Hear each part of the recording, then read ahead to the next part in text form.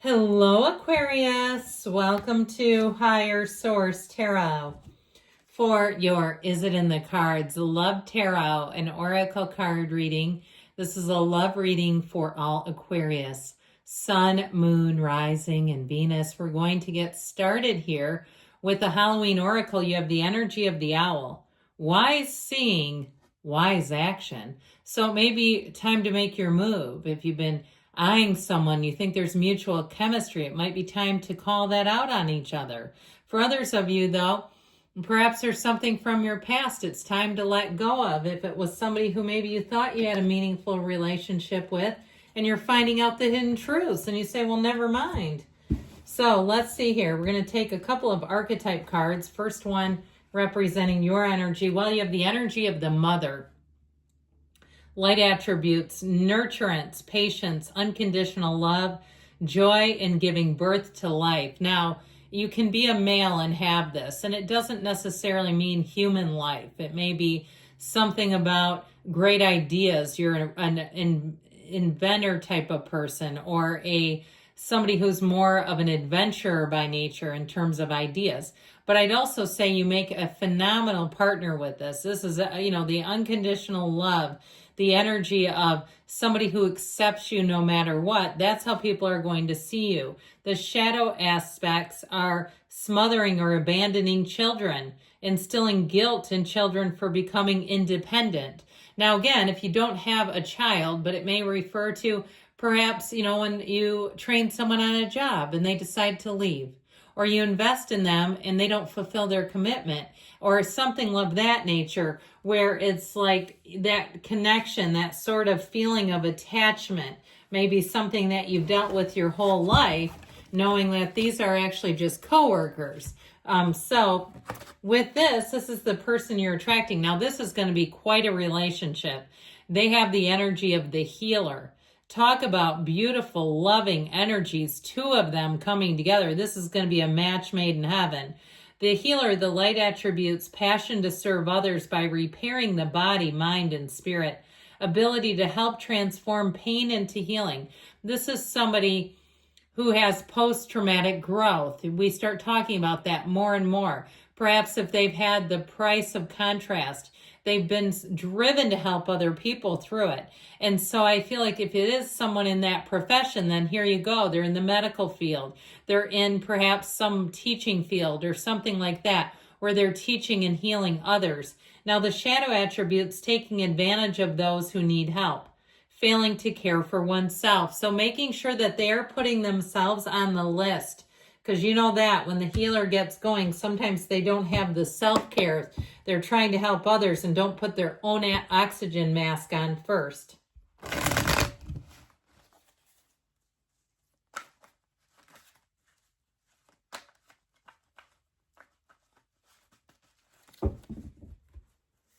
All right, 3 cards to represent your energy, 3 cards for this person you are attracting, 3 cards on the advice. Your energy, the Lovers, the 7 of Pentacles, the 3 of Pentacles. Their energy, the 9 of Swords, the King of Pentacles, and the Star.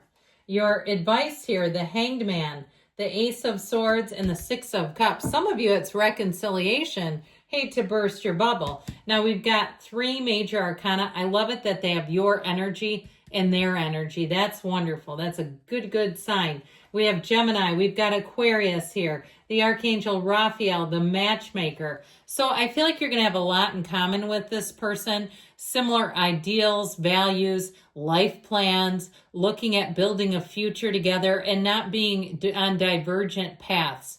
And one of the best questions to ask when starting a relationship is, who is this person I'm attracting and how am I going to show up? And so in the relationship. And so with that 7 of Pentacles, I feel like you're at the point now where you're saying, when will it be my turn? When will I find love? Or if you're in a relationship and have found it, where are we going next? How do we elevate? How do we take this to the next level? I feel like you make a perfect team. You have a very loving energy, and I feel like love will be the bedrock of the relationship. You have the perfect foundation. And when you are in the place where it's true, authentic love, you can take on anything. When it's based in love, it's based in something real, not just smoke and mirrors, not just the intention, not just the dream of this is what I want my life to be like. This is doing the heavy lifting. This is being in the place where you get beyond just the love and you do those brick and mortar things that we have to do to build a life together. And so I feel like with that Three of Pentacles, you're going to make a phenomenal team. That Three of Pentacles can also be moving in together. And so the future, okay, and we use this in terms of divinatory practices. This is saying living together, moving in together. You have soulmate energy here. Now, the Lovers, too, also indicates choices, the choice to love, the choice to do hard things, to overcome things. You have fertility here as well. So if there's been some sort of a fertility issue within the relationship, I feel like you're going to work that out. You have the right love inside and out. This is the kind of relationship that changes how you think about the world, that really affects your worldview in a beautiful, beautiful way. So I would say, yes, it is in the cards. It all has to do, though, with this advice, which we'll get back to. But there's clarity here. Okay, the energy of the Ace of Swords is a new beginning that's based on honest communication. So I feel like there's no trickery. There's no tomfoolery here. There's nothing here where we're trying to be somebody we're not. They're trying to tell you to be yourselves. Don't be afraid of it and to jump right in. Now, you also, too, may have somebody that you already know. That may be what this is about as well, that you start to see them in a whole new light. So if you have some kind of office romance and you're like, is this a good idea? Does our corporate policy protect this, or does it say one of you will have to go? Okay, there may be something about that. Or even if it's something where you mix it up in another circumstance and they have a bit of fear around that with that Nine of Swords. Perhaps they've dated somebody from the gym before who became a psycho, and they said, and then they had to go to a whole new gym. Something about that with the Nine of Swords. Now, they also might be kind of a nervous person when they start a relationship. And I mean that like the beginning of the relationship jitters. First date jitters, butterflies. And I don't see it as a big barrier. I just feel like that may be how they are. They might be very outgoing and charismatic, but when you get them one-on-one, you see that sort of cute, nervous side. And so they do that big personality around groups, but when you're intimately involved with them, you see a lot more depth. Now, with the King of Pentacles, I feel like it's somebody who really has their act together. Mind, body, spirit, financially. That King of Pentacles is a partner for life. And it may be somebody, too, if they own a business. That might also be a part of it. If they're an entrepreneur or a business owner, or they do something where it's kind of a fickle business, that weighs on them sometimes. Okay, they have that sort of thing, that underpinning of worry about finances. Not that they don't have them in order, but you know how it is. I mean, people are on different platforms. We've had all kinds of, content creators who have had their livelihood threatened. I've had things demonetized here. Now I work a main job, so it's not quite like pins and needles, but it's annoying when it happens. When you say, well, the AI didn't like that, or you tell some story and it's interpreted as something deceitful, and you're like, no, that was not what that was about. Too late, right? So it's very much a judgment game. If they're in some kind of sales and they say it's kind of up and down and that sort of thing, maybe it's real estate. I get it that way, all right, where their business might weigh on them a little bit. But with the energy of the star coming in, you are their star. You are their wish fulfillment. It's all about this freedom of love and really the inner knowing. They will see you and have that immediate knowing, this is the one for me. And so with the star energy, I do feel like it's a yes.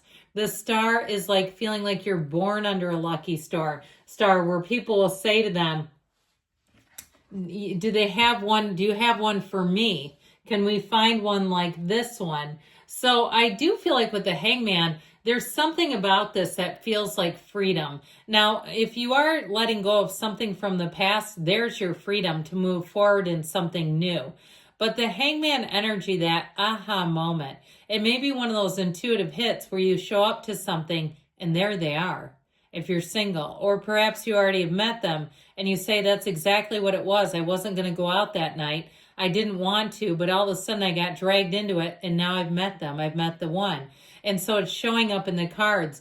With the Six of Cups, this is your encouragement. Let your guard down. Allow yourself to be loved. Be adorable. To be adored, we have to have those adorable behaviors, but also have esteem, we have to do esteemable things. And so with that Six of Cups, it really is saying, this is an innocent love. This is a time to allow yourself to really let the guard down and be in love. So yes, it's in the cards. I love you too, Aquarius. I'll be back again soon.